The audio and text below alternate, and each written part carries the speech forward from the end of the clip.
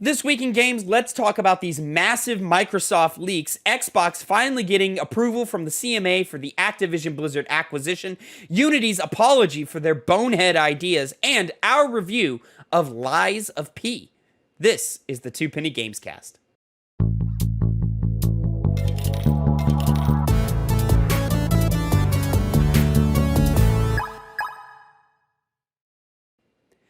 What's poppin', players? Welcome back to the Two Penny Gamescast, episode 166. I am your host, Tavin Bothel, here with my good friend and co-host. Say hello to the people, Connor Elliott. How are you all doing on this fine Monday morning for you guys, Saturday evening for us? Sunday evening.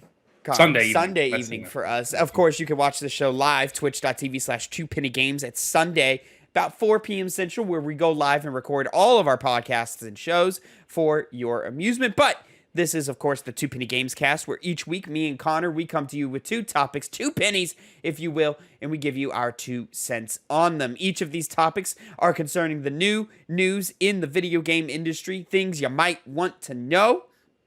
This week, quite a busy week indeed, but some quick housekeeping. Oh, hey, Connor, we're moving. We are. This is the last episode we are going to have with these backgrounds and these sets in our parents' houses. Mm-hmm. So very exciting. Next week we will have our own quieter space and stuff. So it's exciting times. Look for change on that. A lot of new changes are going to be coming to the channel here very, very soon, and we're very excited to show them to you once we get everything settled and figured out. Of course. Next, worth noting. Hype, have you ever played Mass Effect 1? Phil's first time playing the first Mass Effect game continues to go live week after week over at youtube.com/act2pennygames. So please go check that out. Give that lots and lots of love. And make sure you follow us on all of our socials and our TikTok. Links are in the description down below. Connor, let's go ahead and get right into it. We had a busy week in video game news. This first topic is going to take up a lot of our time this week. Oh, and then, of course, stick around for the end of the podcast where Connor will be coming to you with our Lies of P review. Very excited to hear what he has to say about that. But let's get into it. First topic of the day. Connor, I fucked up.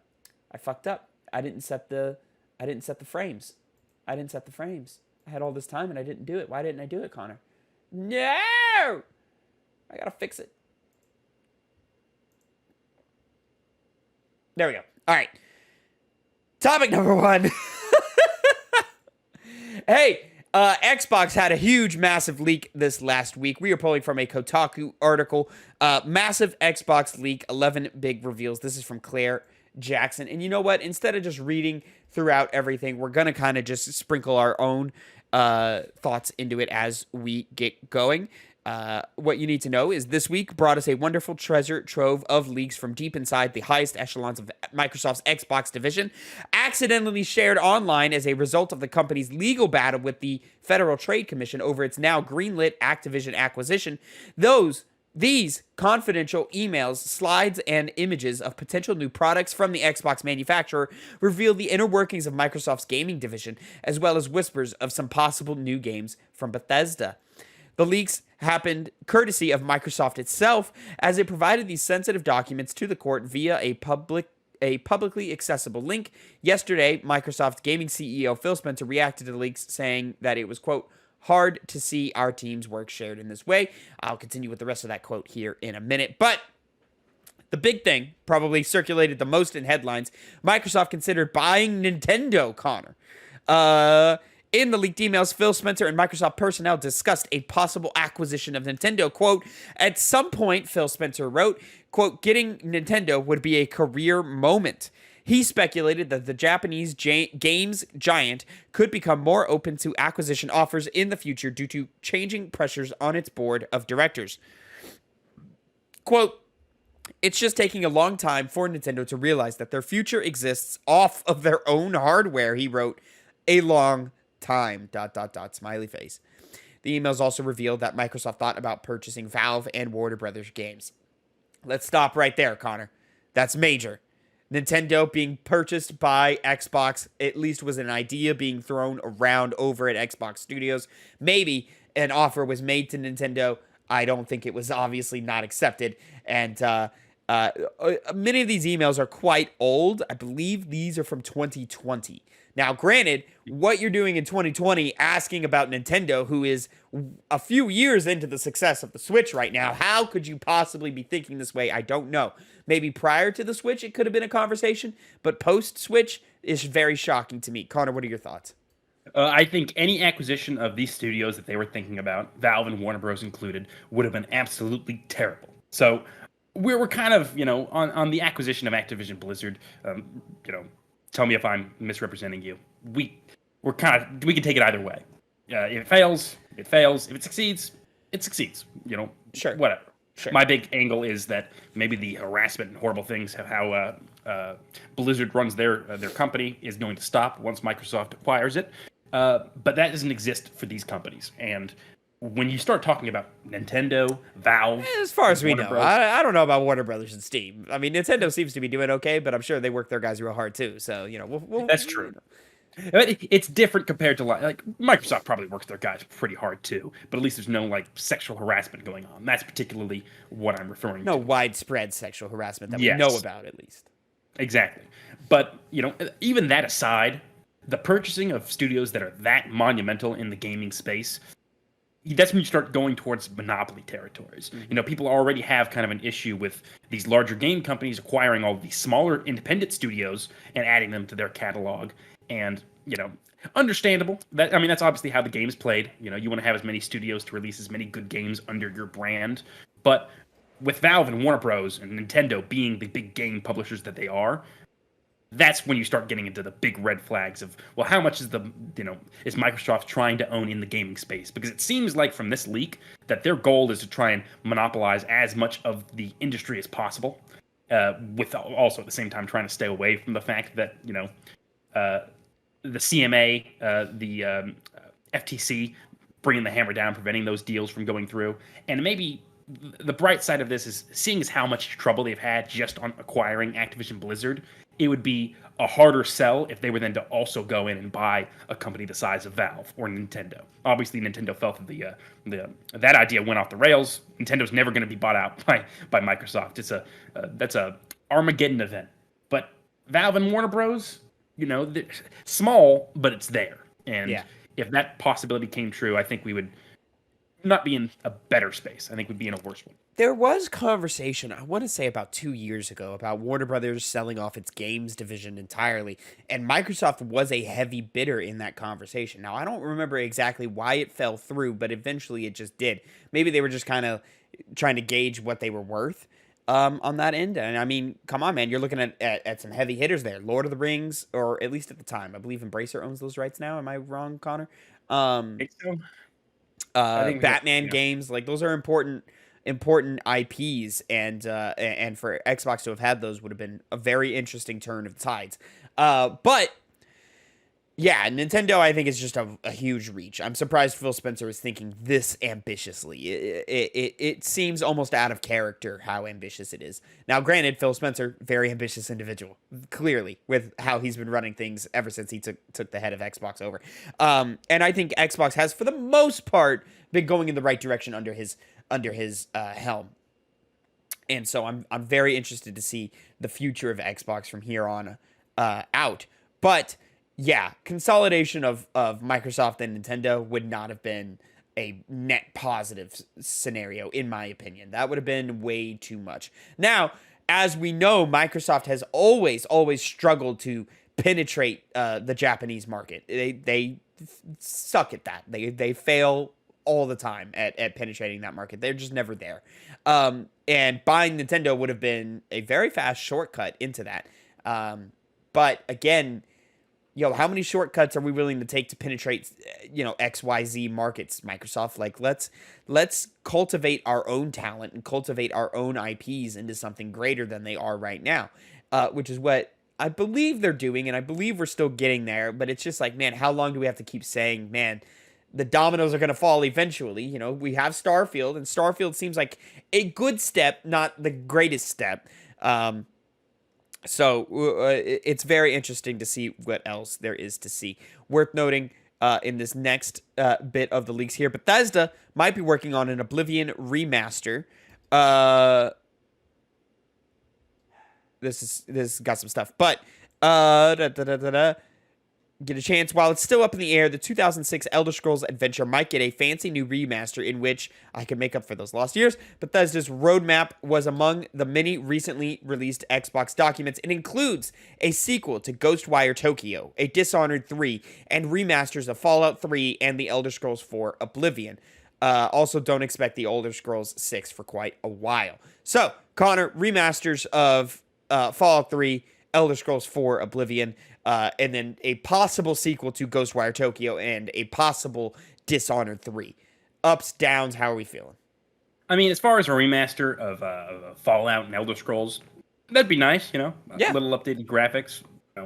Remasters are very rarely ever a problem. Most of them come out pretty well made. The only issue I have with them is that I'm less so familiar with the Fallout 3 and Oblivion modding community, but I feel like many of the leaps that could come from a remaster are already viable, possibly to a greater extent with mods nowadays. That might not be true, and regardless, there are people who don't have access to like a PC, and so don't have access to those mods. So, or just don't want to go through the struggle of just bricking their PC with some mods that, just don't work for their build or whatever. And, they would much rather just be given the type of game they want, as opposed to having to do all this extra work in their free time to get a half, running version of a game that they could have for a quick purchase, I think you're overestimating how bad mods can be to install and then work. They're pretty simple, particularly with Bethesda titles. Nexus Mods allows for a very easy installation of mods to the point where you can, have entire expansions, basically DLCs, in the form of mods, in a couple of minutes. Yeah. So, but regardless, you're right. Some people don't have the capability to mod to the extent that maybe an Oblivion remaster would just do in its base form. Yeah. Like I said, there's no issue with any of these, except for maybe Ghostwire Tokyo. Not a chance. I don't know when this was said. Yeah, I don't think it kind of fell flat. Yeah. I think most of these things are from about 2020, so we don't even have the release of Ghostwire Tokyo yet, but, they're hoping through the acquisition, which would be happening soon after that they could cultivate a sequel for that game. Obviously, that's not going to happen now. Dishonored 3, I'm a Dishonored fan. I'd be more than interested in having a third game. Is it going to happen? I don't know. I'm certainly open to it. It definitely feels like a possibility. Dishonored is definitely Arcane's biggest IP. I would argue maybe Deathloop is a little bigger. Deathloop was quite a bit of a success for Arcane. And, of course, I'd like maybe something new under that realm, but I love Dishonored. I think Dishonored is Arcane's best franchise. I think it's some of the greatest stealth games ever made and some of the best level designs ever put into gaming as a whole. So, yeah, I would so be into a Dishonored 3, but I'm just going to have to kind of wait and see on that. But, Connor, how are you feeling about Dishonored? I mean, like Dishonored 1, I'd probably like 2, so I'd probably like 3 as well. So, yeah. Bring it up, sure. Bring it on. You know what they should do instead of those things is they should do a sequel to Might and Magic: Dark Messiah. Nope. Moving on. Yes. Spencer, you don't even know what he's talking. He doesn't know what he's talking about. He doesn't know. AAA game publishers lost their mojo. Phil Spencer stated that, quote, AAA publishers were slow to react to the disruption of digital storefronts like Steam and the shops built into Xbox and PlayStation. In a leaked email, Spencer wrote that third-party publishers were unable to replicate the dominance they established back in the days of video game retail. After losing their advantage of highly exclusive access to consumers in brick and mortar stores, they, quote, have not found a way to effectively cross-promote. They have not found a way to build publisher brands that drive consumer affinity the way Disney has in video. He noted that instead, they've adopted a strategy of making huge bets on highly expensive prestige projects, relying on those risky all-in bets to establish and maintain publisher brands. He concluded that, quote, the role of a AAA publisher has changed and become less important in today's gaming industry, end quote. I agree with Spencer here. big movie studios, big production studios, at least in like TV and film, I think have adjusted fairly well to the streaming era with, your Netflixes, with your Paramount Plus or your Disney Pluses, your Hulus, all of this. I think they've adjusted fairly well to the market, and they've established a really good conversation and competition between them. Whereas on the video game side, what is the difference between the next big Activision title and your smaller indie title? Does the big Activision title really drive that much more traffic in comparison? It's a debate worth having for the amount of resources that these big AAA publishers have. It's kind of shocking how, my current game of the year is a small indie game and not Jedi Survivor, not Starfield, not any other major IP that you could think of that has come out this year. It's Sea of Stars. Like, they're kicking ass. So, and for a cheaper price, for just as much accessibility, what is driving me to go pick up the next biggest thing in gaming when the best thing is $20 to $30 cheaper? There's just no way to like actively engage with these online stores in a way that, or at least no one has discovered a way to actively engage with these online stores in a way equivalent to our TV and film counterparts. Yeah, you're pretty much absolutely right. AAA titles no longer have the same oomph as they once did. I mean, now you have games like AA titles, AA studios making things like Hades, Supergiant, and then that took the world by storm, and that just kind of came effectively at it. Like, it was in early access for many years, but the hype really only started when it was leading up to the release, and then on the release and hereafter. Compare that with something like, most recently we had Starfield, the game that was amped up to be, Bethesda's next big title. The Elder Scrolls Fallout Titans, and then it came out, and no one's like talking about it at all. They talked about it for a small bit in time, and then it's gone. I mean, even in that, Connor, the surprise hit of the year with Baldur's Gate 3, Larian Studios didn't have a marketing budget. They didn't and so they just put out a little direct showing you some of the things they could do at near the release of the game. They strategized their release coinciding with big major RPGs that we thought were going to eat their lunch, like Starfield, and instead targeted a PC port same day, had a PC release so the conversation earlier so that the conversation could sort of grow on that. Larian played a great chess move in that, and they are way smaller. Now, granted, they're not the smallest in the world by any means, but they're way smaller than an Xbox first-party studio or a Bethesda game studio game that should have eaten their lunch and should have been a topic of conversation for more than 2 weeks. I mean, really, like, is Starfield really commandeering all of that conversation now? I don't know if it is. If anything, the conversation went back to Baldur's Gate 3, which should really just tell you that when you put out a package, whether it's through early access and small funding, and these cases are far and few between, it's very hard to get a Hades or a Baldur's Gate 3 out and get it to work. But there's still a bunch of smaller indie games that are coming out, content complete, limited troubleshooting or glitches or technical difficulties, and these smaller games are eating the lunch of the big guys who have millions of dollars in funding. And it's just like, man, why are we paying full price when these smaller games are kicking y'all's ass? You're absolutely right. I mean, I always think of the $70 price tag as well now. It's like, okay, you AAA, AA, indie studios, they don't charge that much for their games, and now people are kind of understanding, well, the amount of money that's spent on a game to make the game, when it comes to AAA titles, doesn't really affect the quality. So, why should I be paying, an unnecessary increase to the AAA titles that aren't as, frankly, as interesting as a lot of indies coming out? I mean, the kind of the more things that pop out to people's minds are the smaller game, not the big, massive, Starfields and the whole. Even to some degree, like narratives like God of War, things like Dark Souls. People don't want to have those all the time, over and over and over again. They want to have, smaller games, smaller packages. People like those. They're easier to pick up and play. Not every game needs to be 20 hours. Not every game needs to be 100 hours. 7 hours is fine too. Let's explore the scale. Let's explore the region. I think Spencer's on. I think Phil Spencer is on the mark with this. What does that make? 1 for 1? One One and one. Yeah. Microsoft expects a Red Dead Redemption 2 next gen refresh. All right, yeah, that makes sense. Some type of port to quarter things for Red Dead Redemption 2. Yeah, I would expect one of those as well. 3/4 of Xbox gamers had a Series S. The Xbox X and Series S consoles hit the market in 2020. Since then, the lower-powered diskless Series S actually made up the majority of units sold as of April 2022. 74.8% of Xbox Series owners were gaming on Series S, suggesting just a quarter of the base left gaming on the most powerful left gaming on the more powerful Xbox Series X unit. And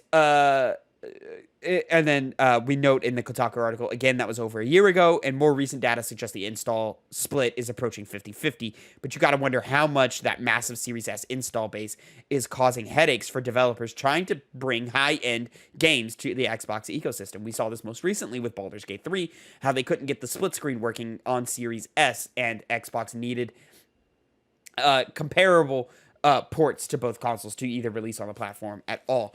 This doesn't surprise me so much. It's a cheaper console out on the same day, but you'll remember in 2020 and in 2021, all the way up until even this year, really, we had a massive shortage. We couldn't get parts, and the Series S was more available than the Series X. So not really surprising at all.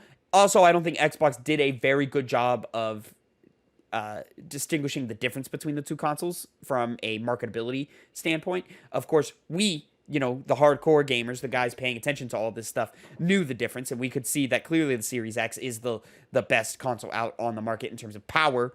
But I don't think they did a very good job of marketing how the Series S is different in comparison. So people bought the cheaper version. People bought the version that was on shelves.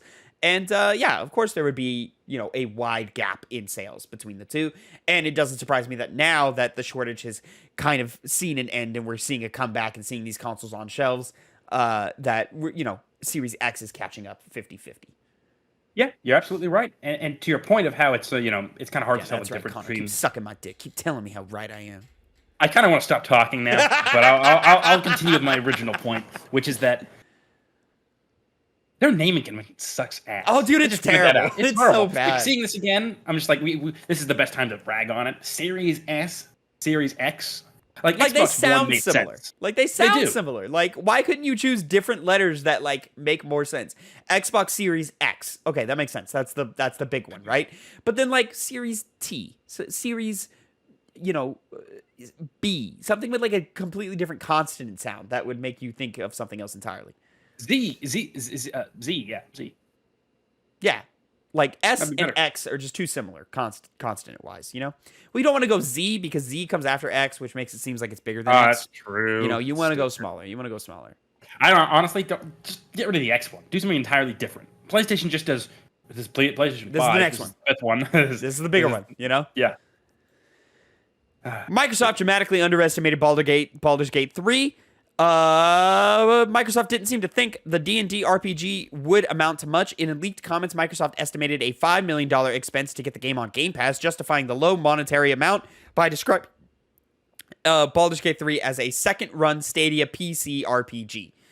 And then reacting to the statement, Larian's director said, "Hey, everybody underestimated us," and so this is not surprising. 5 million, yeah, it was worth noting that 5 million was a lot because it was things like I'm trying to find the other leaks. There was other numbers being thrown around closer to the 40, 20 million, 100 million counts for other exclusive titles. It doesn't seem like it's in here, but regardless, Microsoft didn't know Baldur's Gate 3 was going to be a big hit, but nobody knew Baldur's Gate 3 was going to be a big hit until it happened. Because it's amazing. And people were sleeping on it. Early access, be damned, didn't even matter. People still were just caught by surprise. Yeah. Phil Spencer wasn't impressed. And Connor, that's because early access on PC, nobody gives a fuck because PC is a waste of time. Who It's not wants to why at play? all. Who wants to play a game early and broken and not content complete on your little machine? Oh, I can't get enough frames per second on this D&D game. What am I gonna do? Who the fuck cares? Move on. Chad, this guy's an asshole. Like, this consistently on this issue. Like, what? Talking about it. Phil Spencer wasn't impressed by the PS5 reveal. In a email to Microsoft CEO Satya Nadella, Phil Spencer describes the Xbox Series X/S line as a, quote, better product than what Sony has, not just on hardware, but equally important on the software platform and services. He continued, we have the ingredients of a winning plan. Today was a good day for us. Spencer feeling confident after the PS5 reveal. Okay. I mean, Okay. so I'm sure that confidence has wavered a little bit in recent times when you start to think about PlayStation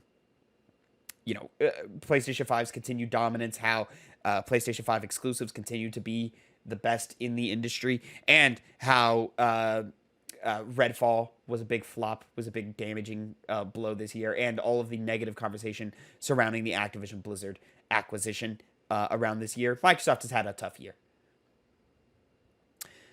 Poor them. So sad. We're going to go ahead and skip ahead to some of the more interesting stuff because we're running out of time here. The Xbox Series X might go all digital in 2024. We didn't get just scans of emails from very serious people. We also got some images detailing of possible forthcoming hardware, including a cylindrical-shaped Xbox Series X that won't include a disk drive. Codenamed Brooklyn, the leaked data indicates that the possible hardware refresh will include, quote, more internal storage, faster Wi-Fi, reduced power, and a more immersive controller. And then you can see sort of the image on the screen right here if you're watching the YouTube version. Yeah, it's a cylindrical looking thing. Looks kind of neat. I like it. I like Xbox playing with the formula of what a console can look like. You know, a lot of people not a big fan of the big like refrigerator Xbox Series X looking thing. I like it. I think it looks cool. I also am a big fan of the PlayStation 5 design. I like consoles not looking like black bricks. Sue me. Fair enough. I mean, digital only, whatever. It's I don't know. I don't think we should trust these companies to have everything digital. You're part of the dying breed, like, Connor. You're part of the dying breed. And then people are going to look back on my takes and be like, yeah, that guy was probably right. When they do some weird dumb thing with it, or remove games and say, well, we don't have access to these games anymore. Name one first party studio game that you can't get anymore. Like every game on an Xbox Arcade. I said first party studio. First party studio? It doesn't matter. Games. Games are games. First party, second party, third party, fourth party, second degree. Connor, guess what? You can still get your fucking Super Meat Boy. You still got it. It's still there. You know, Super Meat Boy, Schmeat Boy. All of this is fine, and it's just part of the future. Anyways, so yeah, this leaking and it seemingly coming out in 2024 has delayed my purchase of an Xbox Series X. I'm just gonna wait for this thing. Delayed it? I didn't think you would ever buy it. No, I want it so that I can stop playing my fucking Xbox games on this piece of shit PC. That's like your problem, man. We're also getting a new controller. It's got pants. Yeah, weird looking. Yeah, I don't like looking. It. So yeah, I mean, a couple of cool little things are in this thing. Shows a two-tone color design and promises modular thumbstick and features that many a PlayStation fan have known for a few years now. Lift to wake, precision haptic feedback, and an accelerometer. Despite how the controller may look in this image, the copy indicates that it will feature the same ergonomics as the current Xbox Series X and S controllers. Microsoft continues to do lots of cool things in the controller space. Microsoft sees its next Xbox as a cloud hybrid machine. Slides projecting the future of the Xbox platform indicate that Microsoft is very much looking to the cloud. Where have I heard that before? To help power its post-Xbox Series X and S consoles, for which it's looking at a 2028 release. So, possible next-gen platforms at 2028. That feels about right, right? 8 years for a console generation? It's about right. Yeah. How long? That was about how the PS4 and Xbox One did, right? 2013 to 2020. So, yeah. 7 years, you know.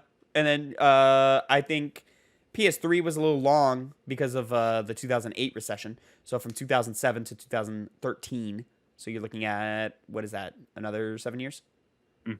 Yeah. So yeah, these 7 to 8 years is about right. So, you know, that feels okay.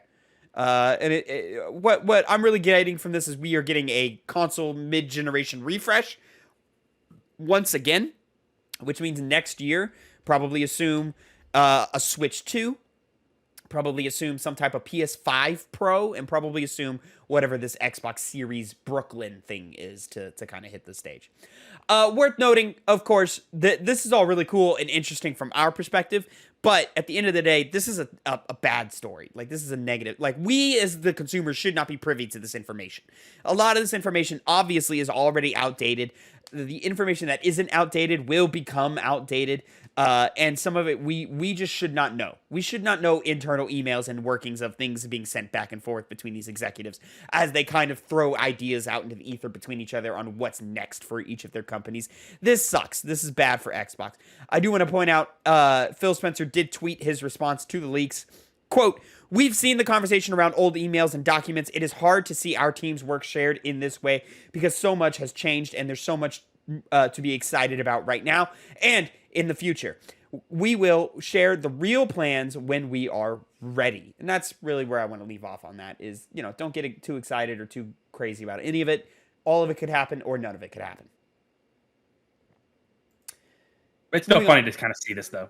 Just chatting behind the scenes. It is kind of funny, last take, just to see them like talk behind the scenes and see what they're actually like with all the PR stuff. Yeah, I mean, it's definitely fun from like a sort of like gossip train perspective or like a drama perspective. Like it's fun. It's juicy, it's juicy stuff. But, we are running a business and people's lives are at stake here. And we don't want, somebody got fired about those leaks. Somebody's fired. Oh, well, I hope they weren't good people. Probably some random executive. There's probably just some guy, some secretary or something. Anyways, Connor, we got to move on to topic number 2. We are getting late in the show here. We're 31 minutes in, only on topic number 2. Microsoft Activision buyout looks set to close in October after UK finally approves deal. This is from Wesley Yinpool over at IGN. Microsoft's long-running pursuit of Activision Blizzard looks set to end in October after the UK finally approved the deal. In April, the UK Competition and Markets Authority, CMA, announced its final report on the acquisition, citing competition concerns around cloud gaming in the UK. Since then, Microsoft has defeated the US Federal Trade Commission in court, obtained approval from key regulator, the European Commission, and secured an agreement with console rival Sony for the provision of Activision games on PlayStation for a decade. Then in August, Microsoft submitted a new Activision Blizzard deal for review after the CMA confirmed the original deal was blocked. This revised deal involves selling off Activision's cloud gaming rights to Ubisoft, which we talked about on this show. Today, September 22nd, the CMA said the new deal addresses its previous concerns and, quote, opens the door to the deal being cleared. Microsoft has an October 18th deadline to deliver the buyout, which now looks inevitable. The CMA said it had, quote, limited residual concerns that certain provisions in the sale of Activision's cloud streaming rights to Ubisoft could be circumvented, terminated, or not enforced. In response, Microsoft offered remedies to ensure the terms of the sale of Activision Blizzard rights to Ubisoft are enforceable by the CMA. The CMA has now provisionally concluded this additional protection should resolve those residual concerns and is now consulting on the remedies before making a final decision. Okay. I am so happy that this is being done with in a form or a fashion. Part of me was like, okay, read the article, move on to the next topic. Yeah. Well, like, no, again, I want to reiterate, I think selling off these rights to Ubisoft is a mistake. It's just a complication that Xbox does not need to have in the future. I already see it becoming a problem, especially because it definitely looks like next generation of consoles, they're going to be targeting cloud gaming, streaming, as a forefront in it. And by 2028, if we're not cloud streaming semi-regularly, then we've got a problem in terms of its advancement in technology. But this on the Activision Blizzard games is going to be a hindrance to us. I can already see it coming. An issue is going to come. What happens when Ubisoft falls apart? Or if Ubisoft falls apart, I should say. I shouldn't wish doom and gloom on a company of thousands of people. But we've covered many times on the show that Ubisoft does not seem to be in the best position right now in the industry, and for them to get this is weird. And I have questions as to what happens if Ubisoft falls through or loses stature moving on. Again, I think Ubisoft is probably fine for the next 10 years at least, but you never know with these things. So, yeah. Weird, concerning, but glad we can at least get a move on this topic. I feel Ubisoft's. You said 10 years? I don't know. I don't even know what Yeah, their they got future 10 looks years like. in them. They got 10 years in them. They can suck the blood out of Assassin's Creed for at least another decade. They do seem to be going different routes with it, so I guess they can just make Brotherhood again, or Assassin's Creed Part 2 or whatever. Yeah. Connor, moving on. Oh, I clicked a button on my keyboard. Now I've got this whole thing going on. God damn it. All right, there we go. Connor, speaking of updates to certain scenarios, you missed it last week when we covered the whole Unity thing, but you made a great edited down TikTok that is live on the channel now and a YouTube short. Link in the description down below for the TikTok. So take us on over to topic number 3. Yes, so we have an article here from Gaming Bolt. Unity Engine announces new pricing structure. Engine team lead releases letter of apology. After facing quite a bit of backlash and criticisms for its recent monetization update, the company behind the ubiquitous Unity engine has released a new updated plan for monetization going forward, along with an open letter to its community explaining the changes. Unity is removing its new runtime fee policy altogether for games built on Unity Personal, with the cap going from 100,000 to 200,000, as well as the removal of the requirement to use the Made with Unity splash screen when the game starts up. Unity Pro and Unity Enterprise will still be seeing the new runtime fee policy come into effect. But the major change this time around is that the policy won't apply retroactively to games released in the past. Only games developed using the next LTS version of the engine, slated for release in 2024, will have to pay the runtime fee. Quote, I want to start with this. I am sorry, says Unity Engine editor team lead Mark Whitten in the open letter. We should have spoken with more of you, and we should have incorporated more of your feedback before announcing our new runtime fee policy. Our goal with this policy is to ensure we can continue to support you today and tomorrow, and keep deeply investing in our game engine. You are what makes Unity great, and we know we need to listen and work hard to earn your trust. We have heard your concerns, and we are making changes in policy we announced to address them. End quote. The announcement comes on the heels of several indie developers criticizing Unity for its runtime fee policy, which essentially meant that developers would have had to pay Unity anytime a game made with Unity was downloaded. When originally announced, this policy included reinstalled games and would apply to games using an older version of Unity Engine. This has been, I think, unanimously online in my Twitter feed equated to the South Park episode where they were making fun of the BP oil spill, and a head of BP came out and just said this funny apology video. People can go look it up for themselves, and though I probably have seen it already. This feels exactly like that. They're screwing over the people that use their engine, and when people complained about it, they effectively said, sorry, but we're not going to change really the things that you want to be changed, which is to completely eradicate this entire idea that they've proposed recently. It's stupid. It's profited, like many things unfortunately are in the gaming space nowadays, by greed. They see an avenue to make as much money off of a company that would usually just get the Unity engine and then use it however they see fit after they already purchased it once, and now this way they can keep bleeding you more and more and more. And it's, I don't know what the position of the editor team lead Mark Whitten is. I'm assuming he's probably just being made to make this apology, and the decision is not up to him at all. But it just, he's the lead guy. Is he like the lead guy? Like he's the executive in decisions like this as well? Engine and editor team lead? Mark Whitten? I just don't know how high this goes. Like how this decision was made. Was it just him coming up with it, or was it the whoever helps run it, the board? I'm assuming Unity has one. Decided that they wanted to include something like this. Either way, it's a half-assed apology.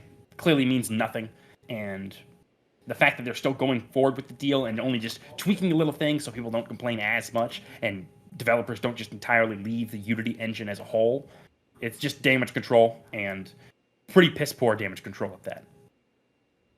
On LinkedIn, Mark Whitten, President, Unity Create, Senior Executive responsible for business, product, and engineering leadership for Fire TV, Fire Tablet, Kindle, Amazon Luna, and Amazon Stop.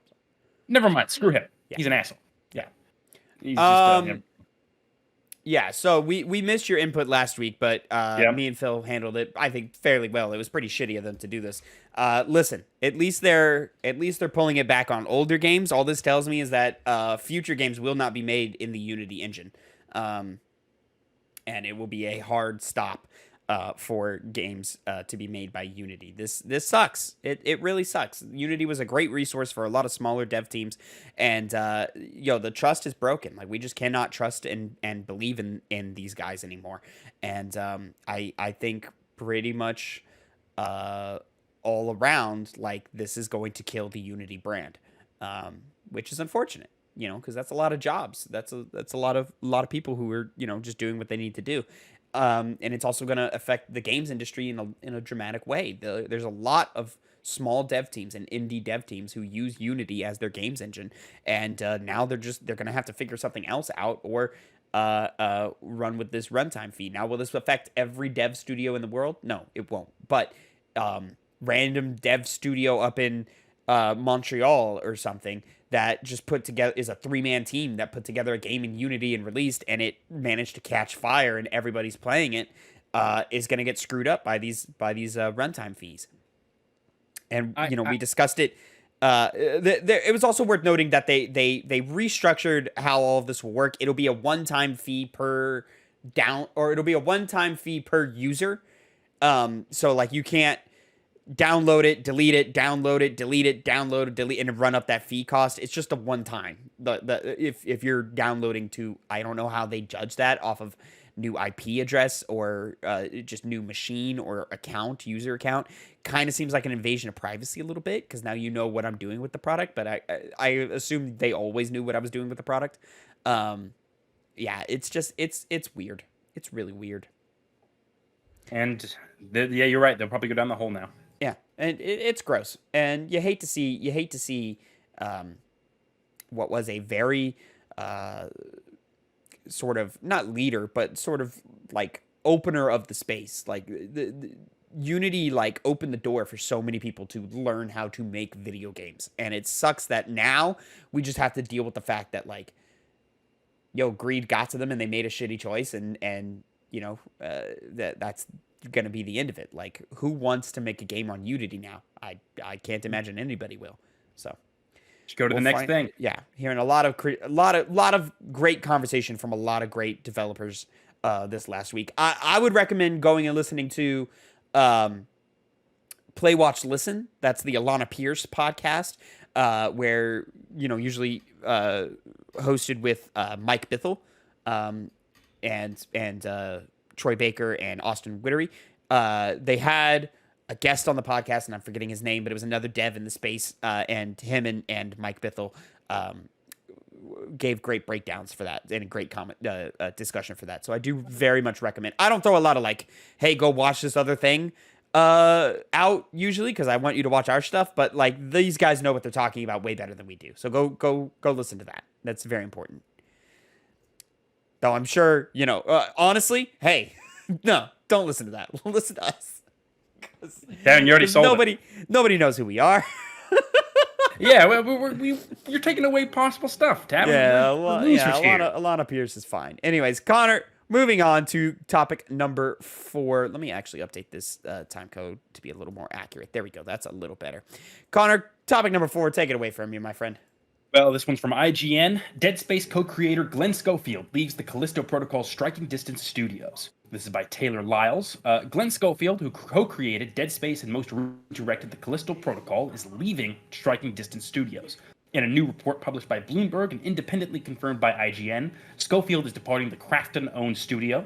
A Krafton representative told both IGN and Bloomberg that Schofield voluntarily departed the company, stating that he has, quote, decided to pursue new opportunities, end quote. Bloomberg's report also notes that Stacy Hirata, Striking Distance COO, and Johnny Su, the CFO, are also departing the company.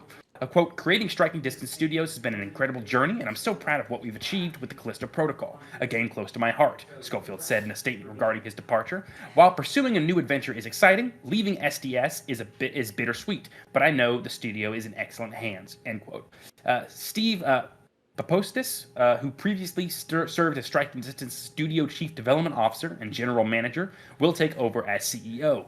Papostis previously worked together with Schofield first at Crystal Dynamics before reuniting at Visceral Games, where the duo worked on the first Dead Space game. The announcement comes at a challenging time for Striking Distance Studios. Nearly 2 months ago, the company laid off over 30 employees in what was described as a move to realign the studio's priorities to better position its current and future projects for success. Striking Distance was founded over 3 years ago by Schofield. The studio is a subsidiary of Krafton, the parent company that owns the rights for the wildly popular battle royale game PlayerUnknown's Battleground, PUBG. The studio was initially formed to create a narrative-driven game set in the PUBG universe, later revealed as the Callisto Protocol, a third-person survival horror game released last December. Following the release of the studio's debut game, it was met with mixed reviews and plagued with several problems, from performance issues to reports of studio crunch and issues with crediting people who contributed to the development. Roughly a month after release, it was reported that the game failed to meet Krafton's sales expectations. I remember there's a very nice video on YouTube that you can go look of Glenn Schofield discussing a part that was incredibly hard to make in Dead Space. The famous scene where you're walking and out of the vent comes the giant monster tentacle that you have to shoot, otherwise you start getting sucked into holes and torn apart or had unspeakable things done to you.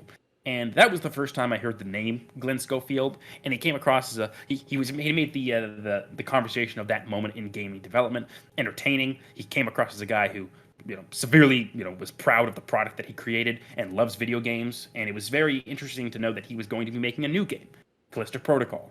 And I was disappointed. And like you were, when the news started coming out, your experiences with the game were that it was not that good at all and extremely disappointing.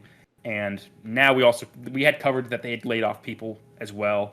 Now this. Unfortunately, it's a sad story, but at the same time, this is preferable to what I was afraid was going to happen, because this was a new studio and it was their first game and it was so poorly received. I was afraid they were going to close it down, which would become even more of an issue than the director leaving and 30 employees getting laid off.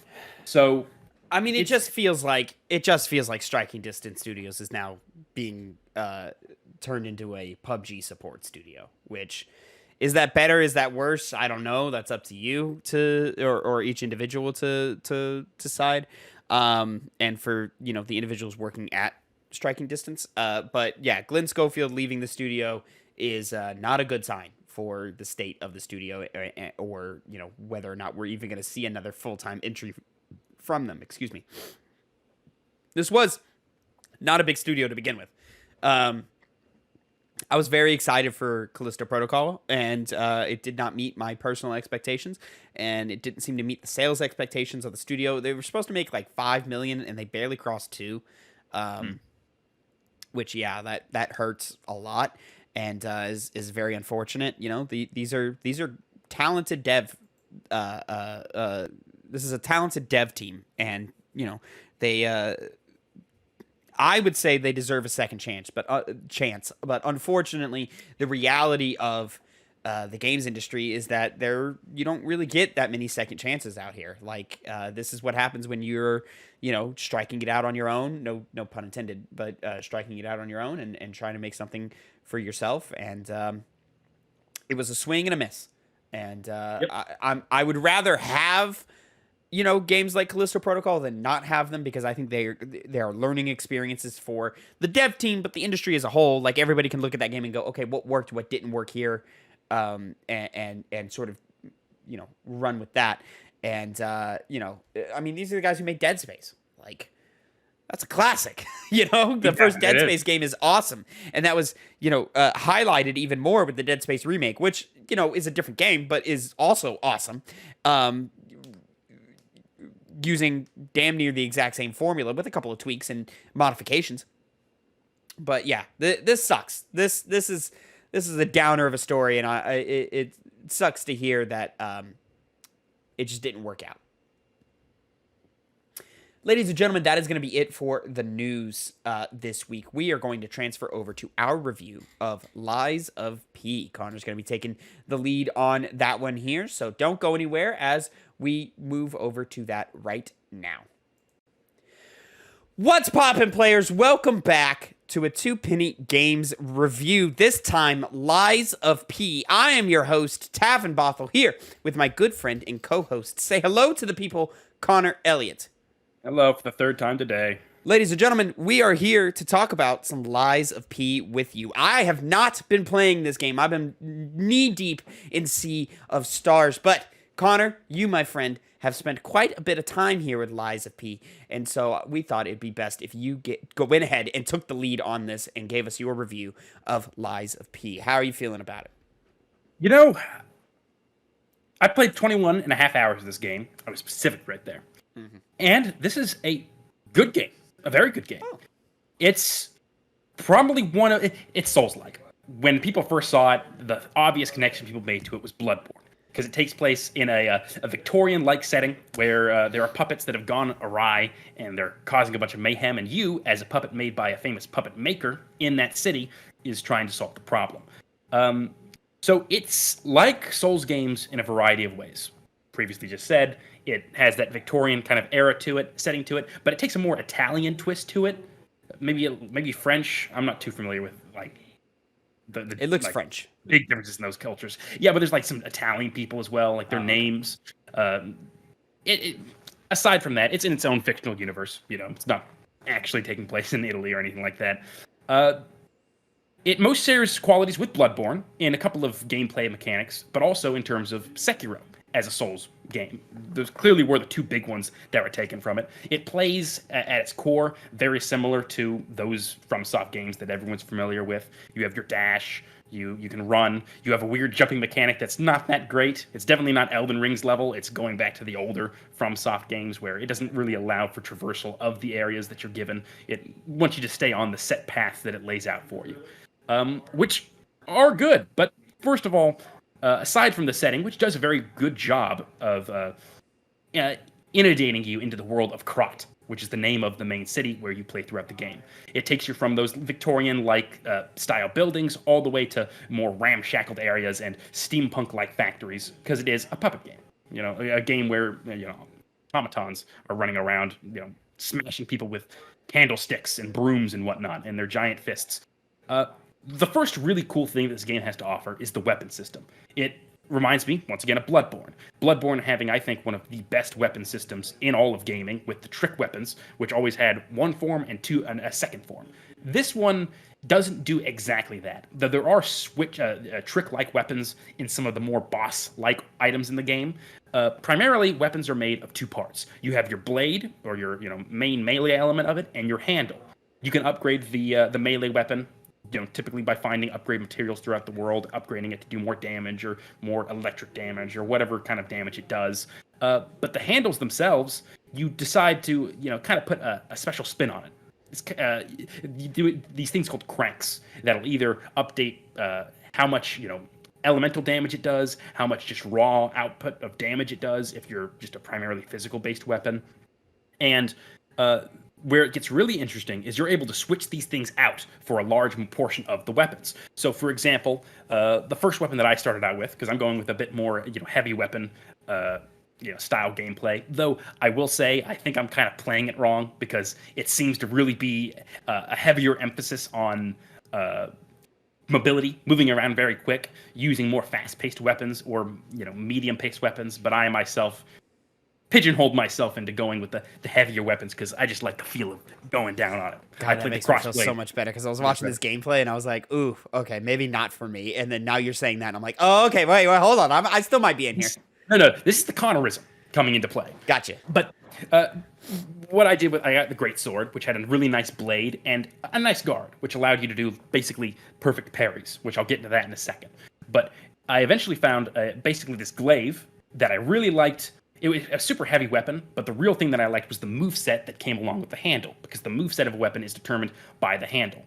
And so when I came across this weapon, I disassembled both of them effectively and put the blade on the handle. So I had a lighter-based weapon with the moveset that I much preferred as opposed to the Great Sword. Because even though it was, I really liked the handle ability, which are called fables, because the blade and the handle have their own special thing called a fable meter that goes up when you do hits that allow you to do special, attacks I don't really use them all that much. I'm more focused on the disassembly aspect of it that allowed me to completely change how I fought with my weapon while still keeping that blade that I, at that point, upgraded a fair amount. So I was able to completely change the kind of weapon I was using while at the same time sticking with the upgrades that I had been doing up until then, which really gives you a lot of flexibility by just only having to upgrade the blade because they're so dismemberable. You cannot do this to the boss weapons, which, like I said, are more trick-based weapons. So the handle ability, you could call it, has more of a change it into a different weapon. So, for example, I have a heavier greatsword at this point that changes into basically a pike or a glaive. So it has a lot more reach, and the speed of the weapon goes up as well. So it's not as slow hitting. And there's a lot of different combinations you can go in with the assembly of weapons because the amount of weapons in this game are pretty vast, resembling Bloodborne. So really, like I said, there's the super quick weapons, the quick weapons, the medium in the middle ground weapons, the heavy weapons, and then the super heavy weapons. Those are kind of the categories of armaments you have access to. It also has the health gain system that Bloodborne has, where when you would take damage, you would have residual health bars left over that could be filled back up to whatever your health was originally if you go in and score attacks against the enemy. The slight difference for this game is that it's built around the block. So you can block normally, and that'll cause that meter to stay there, and then you can gain back that health in a short amount of time if you go and hit that opponent. Well, the time frame for how you can gain health back is longer in this one as opposed to Bloodborne, but the gameplay itself, at least in my experience, even moves a bit slower and a little bit more stiff. I wouldn't say the gameplay as a whole is stiff, just comparative to those Souls games that have already refined themselves to the level they're at now. But you can block, which allows you to gain back that health system. Going into the world of Sekiro, you have the parry, which you time it to when the attack directly hits you, and if you press the block button, you'll completely avoid all damage. And you can actually gain back health that way as well. But the thing about the parry system, particularly in comparison to Sekiro, is it feels a lot less refined. There's a lot of moments where, like, in Sekiro, it really makes you feel cool when you're going and blocking all these weapons. This one's... Yes, yeah. Exactly. And this one's more focused on, especially because they're puppets and they kind of have cool wind-up attack animations, kind of making it to where you have to, really get used to the timing of each specific attack rather than just dealing with a large flurry of blows, which I think kind of shows the pitfall of that parry system. It just doesn't work as responsive or as well, and I feel like sometimes the bosses in this game, which are incredibly difficult, more difficult than I think, any base cast of bosses in the Souls games are. Like every single boss, yes, that's come along in this game, I've had difficulty with, and I've had to sit and do multiple times over again.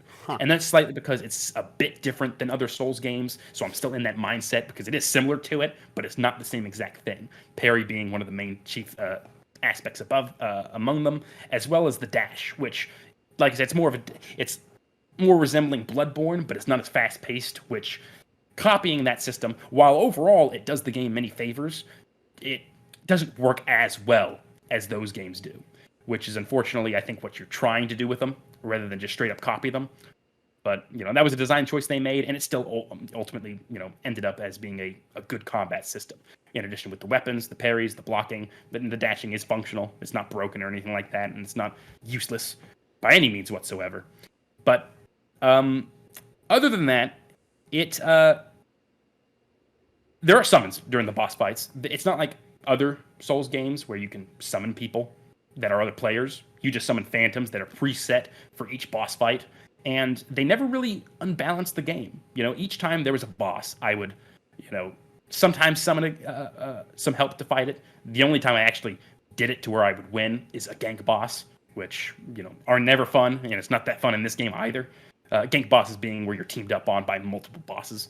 But they never really tipped the balance too much in your favor. So it was, even though it was a crutch, it wasn't just a be-all, end-all to boss fights.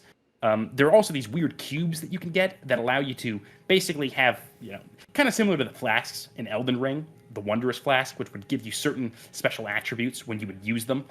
But in this case, they're more of a one-time use, and you have to spend a special type of currency to get more of that same kind of little special cube power. That's a very small aspect to the gameplay. It very rarely ever has a big impact on the game itself. The plot is interesting. It's more of a straightforward one. It's definitely still inspired by the FromSoft games, particularly in the world building elements of it and the item descriptions, which just give you a grander scope and but while at the same time not being too uber specific of what's going on in the world of Kron, in the city of Kron.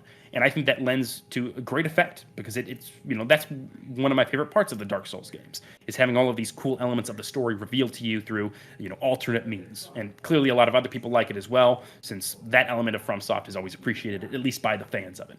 But at the same time, it has a lot more of a straightforward overall plot. There's a lot more regular dialogue between characters, between you and the characters you find in the world, and it doesn't get into very obscure things and obscure concepts. It pretty much tells you straight as it is. These puppets are causing trouble. We don't know exactly what it is.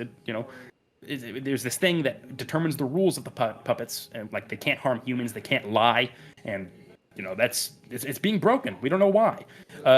Which to the effect of the lies, it's a very core part of the game because there's going to be multiple endings. I feel.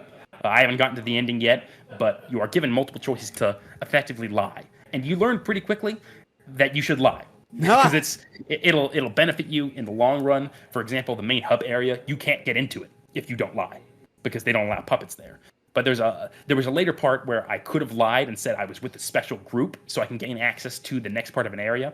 And I decided, I'm not going to lie to this nice person because they were trying to prevent me from going there for my own benefit. So I was like, no, I'm going to tell the truth. And she was like, well, I can't let you pass, so I'm going to have to kill you. Whoa. And I was like, yeah, I was like, what? But I didn't want to kill you. And I felt bad afterwards because it seemed like there was more to that character if I had lied. And I would have, prevented someone from unnecessarily dying. There's got to be moments where lying is going to hurt you.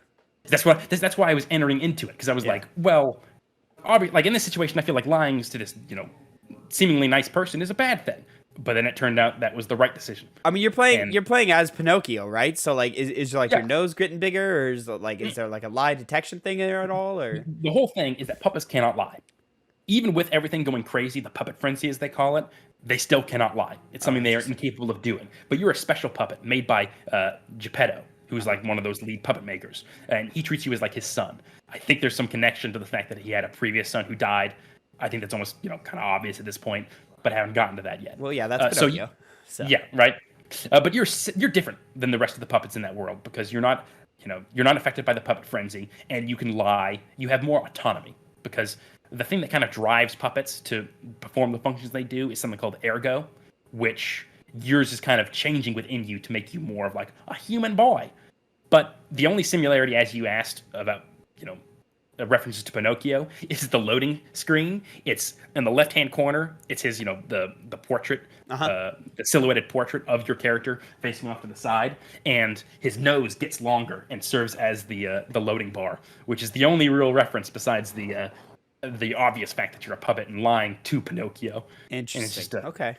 Yeah, it's just a little quirky little bit to that game. All right. Yeah, exactly.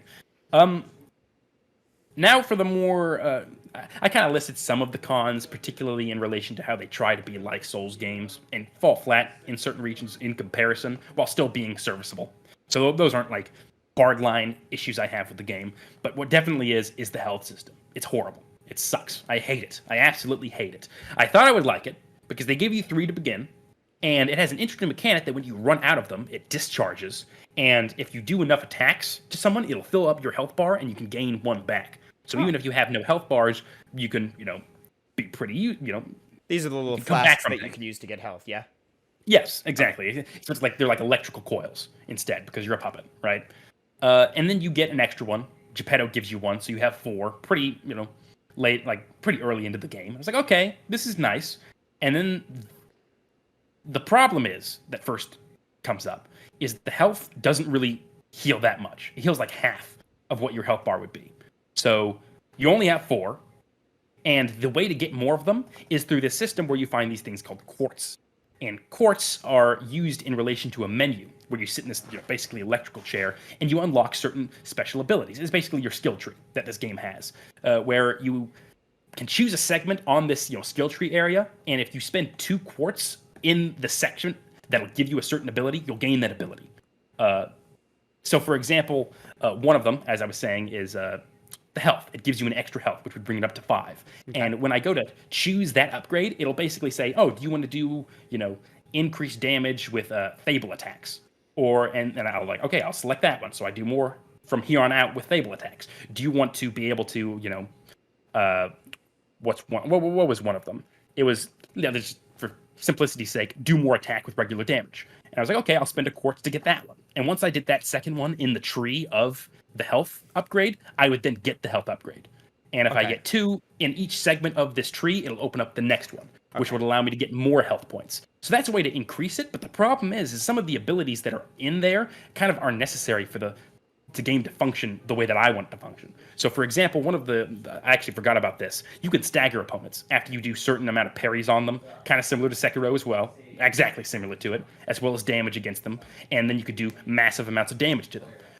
Well, that bar is only there for a short time before you can't, send them into that open visceral attack. And the only way to do that is to do a charged heavy attack, which can be hard to get off at certain points. So the window is very small at the beginning of the game, and there was one of those upgrades where it can increase the window. And now that I did that one, it's almost a necessity. And then there was another one that I unlocked because I needed it more than the health one, and they're more, they're effectively cooler than the health ones as well. And so I didn't do that, but on the back end of things, it's making me choose between health upgrades, and there's no way to increase the amount of health that you increase. So when it comes to boss fights, you run out of them very quickly, and they effectively heal very little health, to the point where these boss fights require you to be almost perfect every single time, which is why it's been so difficult for me during these boss fights, is because I can't just, I take one hit, and I'm like, okay, I'm, already going down the death spiral, and I don't want to spend points, unlocking health items when I can just make the game more fun and more. It sounds like you're struggling with changing your mindset with what the game wants, as opposed to, well, I guess that is that you're struggling, like, changing your mindset to what the game wants. I'm sorry, there was a distraction going on. What was that? For the third time. Like, it sounds like you're just struggling to change your mindset for what the game wants, as opposed to, like, treating the game as a basis. Like, you're going in with a pre-established cognition, and you're having trouble getting out of that cognition. I definitely agree with that, particularly in regards to combat, which, like, the parry system especially. Even though it is less satisfying, I was still in that space as well, as trying to parry like Sekiro, and that led to some issues. But with the health one, it's really the issue with how much health it fills up. Because I could go through the game with 4. Like, I can easily, do that fine. But it does so little. Like, such a minute amount. And it almost gets to the point where I'm like, okay, I'm upgrading my health, spending effectively what the equivalent are souls in this game. You kill enemies, you get them, you use them to level up your Firekeeper, equivalent. And it's almost like, okay, well, why should I bother increasing health more? Because these health items that I'm using don't even heal that much. So the larger I get my health bar, there's no way it's harder to fill it up all the way when I'm in the middle of a boss fight, or when I'm, needing to get high health for some random mini boss that the game and you said in. there is no way to make your health, the low electric health items more potent? No, I have not. If there is, I have not found it yet. And like I said, I'm pretty far in the game, and I have not found any. And the more annoying part is the quartz. There's a lot of upgrades that you can do on the upgrade tree. It seems like I'm close to the ending of the game, or like getting at least to past the halfway point. I think I actually reached that fairly recently. It doesn't really offer you many options to get those upgrades. There's very few quartz in the game, so I can't even really experiment as much as I would like to with the breadth of abilities that you can unlock. Oh, wow. Like, for example, one of them is you can get knocked down, of course. In other Souls games, there's a time where you're trying to get up, which could cost you precious moments, which is good. This game has that as well, but it's particularly long with this game, where going into that health system, you can get hit down once, and in the process of getting up, you'll just get hit again. And the only way to get around that is by using those quartz systems to get one of the upgrades that allows you to dodge roll from the ground, which isn't in the base game. So you basically just get, cheap hit with some attack, and then get a free hit on you. When you get hit, and then you get a cheap hit on you. And it just feels bad, especially in tandem with that health system, which, since it doesn't heal that much to begin with, you're caught like, okay, this boss is already going to be extremely hard to fight at this point, because I have no health items left. And That caused a lot of frustration during my gameplay experience, which is why I kind of brought it down from what I was going to say to be a great game to just a good, very good game. Okay. Other than that, though, I did forget one other thing, which is that you also have a special arm that has. There's a couple of options you can choose. They either do things like spit fire to cause enemies to become inflamed, electrocute them. You have one that's like a shield, and you have one that's basically a explosive gun. And you could swap them out. This is very much your shinobi arm from Sekiro. Yes, okay. Yes. There's a shinobi arm as well. It's not as good as well. Like it takes, and it's good. It's good. That's not to say it's not good. Yeah. It's just the thing that's inspired by it doesn't come close. It comes close. It doesn't reach the aspirations that those games were able to achieve, which would kind of put it near the bottom of like the Souls game, if I were to compare them to the rest of the FromSoft genre. But that's unfair, I think, overall to do, because it's a game that stands very high on its own. It's very entertaining, you know. And the enemy variety, I guess, is pretty piss poor. Really? The mini bosses are cool. They're hard and they're very varied, and those are always a nice treat to do. But the base enemies, am finally getting to new puppets, but it basically threw, like 3 different types of regular enemy puppets at me with slightly different weapons. Oh wow! The main variation is just the weapons they carry, which doesn't really impact things all that much. So coming off of games that those Souls games that they're inspired by, which have a lot, it was noticeable. These finding the same. Sekiro didn't have a wide-ranging list of enemy types, did it? Or am I misremembering it? I don't remember there being a lot. Like, there's definitely more as you can progress through the game, but I remember a lot of it being kind of just the regular guys for a while. I feel like there was a lot in Sekiro, but I obviously also might be misremembering things. Yeah. Because I've only played that game once. Well, once and a half, I guess you could say. But it was very noticeable in this one. Oh, okay. Yes. The bosses are designed, like, they're incredibly hard, and some of those, like they said, the health system and my mindset of being more stuck in the Souls games, particularly like exactly like the Souls games, has made me have a harder time with the bosses and be frustrated during them. But they're objectively designed well. Like I said, the difficulty level is there. It kind of reminds me of when I played Dark Souls 1 back in the day, when I was still fresh to this kind of stuff, and the bosses were just beating me down almost every single chance they can get. So that is always, going through the main areas isn't super difficult. In fact, it's actually pretty easy. And then all of a sudden, it's just the spike. It goes to high levels the moment you walk into that boss area. So it's kind of jarring in that way, but not in a bad way. In a way that makes me go, okay, what's this next boss? It makes me feel apprehension when I'm going to a boss room. Not interest, sure, but more of apprehension. I'm like, what hell am I about to go through for the next hour or next 45 minutes? Okay. Well, I guess then game. I just go ahead. Oh no. Okay, I guess then I just have a couple of questions. Would you recommend this game to a FromSoft / Soulsborne player? Oh yeah, an instant. It's the so my other big experience with a Souls-like game is Nioh, which I love. I really do.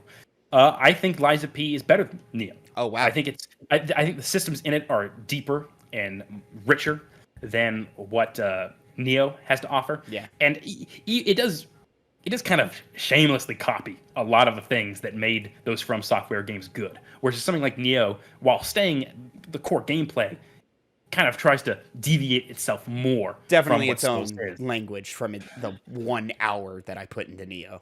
Yes, it definitely is. This one, you just instantly start recognizing the inspirations and what it's taken from them, and in a good way. Like I said, overwhelmingly, my overwhelmingly biggest issue is the health. Other than that, it is one of the best weapon systems I've experienced in a game next to Bloodborne. Because it gives you a lot of them. It gives you a lot. And like I said, you can disassemble them and customize it exactly to your specifications. That's probably the thing you would like the most about this game, Tavin. You would like experimenting with them. That was my next question. Is a guy like me, or like maybe a guy like Phil, even though like we've connected to different FromSoft games, but the guys who are like, they try the Soulsborne, but like it's a real hit or miss on whether it connects with us type thing. Would you recommend that to these players? I think it really depends. I'd recommend it. Well, see, because you like Sekiro, so I want to say Sekiro. I'm a big Sekiro you do love guy. Sekiro. Yeah. And the parry you would like. Okay. I think overall, I think you would definitely agree that's not as good of a parry system. It doesn't make you feel as cool, particularly. That's kind of the biggest drain on it, despite it still being a good system. Phil, I think, would confidently like this game. Oh, okay. I think he would enjoy it. Yeah, and I think overall you would too. Between the weapon system, the fact that it plays slightly differently, the parry system as well. Not to mention, I think you would like. They're called legions, the arms. You would like the legion arms. They are. And to be fair, I think I just don't like Dark Souls. Is my thing, and that just is so heavy in their catalog. Because I really need to give Bloodborne a better shot. Is really what I need to do. Which the bulk of the gameplay is more like Bloodborne than it is Sekiro. Right. Just specific mechanics come into play that make it like Sekiro, which is why I'm hesitant to say you would like it. Phil would like it. If you like Bloodborne, you'll like this game. Couldn't tell you. Yeah, right.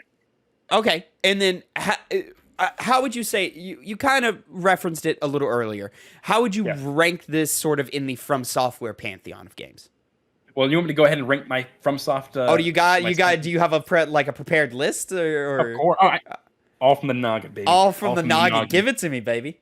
Okay, the first one changes all the time. Okay, and I think you know what that's going to be. It's between Elden Ring and Bloodborne. Yeah. Exactly. Yeah. I think Elden Ring had. It's my number one right now, just because the scale of that game and the impact it had on me when I was playing it. I couldn't tear myself away from it. It reminded me of when I played Final Fantasy VII Remake, and I was sad my time to the game was coming to an end. Whereas Bloodborne, I loved it. I absolutely loved it. But I don't remember having that same exact deep down feeling. So that's driving my opinion of that being at the number one ranked game in the FromSoft catalog. Bloodborne followed, basically, shadowing it. Right behind it, just right there. Put a little more time. Put a little more time past Elden Ring. Maybe Bloodborne comes back. It just depends on the day, type thing. I feel you. Then I would go Dark Souls 3. I love the world building of Dark Souls 3. I love the bosses in that game. They're amazing. Similarly, though, followed like shadowing right behind it is Sekiro. Know how amazing that game is. Oh, I love Sekiro. Oh, okay. It has the lowest replay value out of all the Souls games, but that's like It's not when I catalog why the Souls games are so well liked by me. That matters. That's why I think I definitively put Dark Souls 3 above Sekiro, because I played that game so many times. Well, I just thought Dark Souls 1 was gonna beat out Sekiro. No, not by a long shot. But Sekiro is great. Okay. The next on that list, I'm not numbering them. I can't. I could number them, but I can't count. 1, 2, 3, 4. This would be 5. Okay, this should be 5. I'm gonna.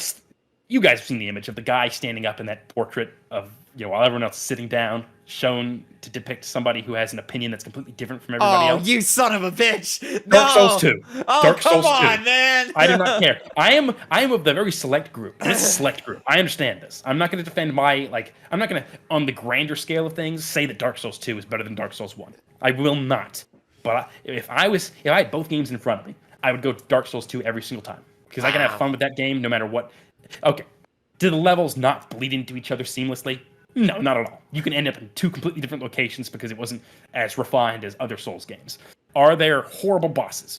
Oh, there are so many bosses in that game, and almost all of them are forgettable. I will play that game again sometime and not remember most of them.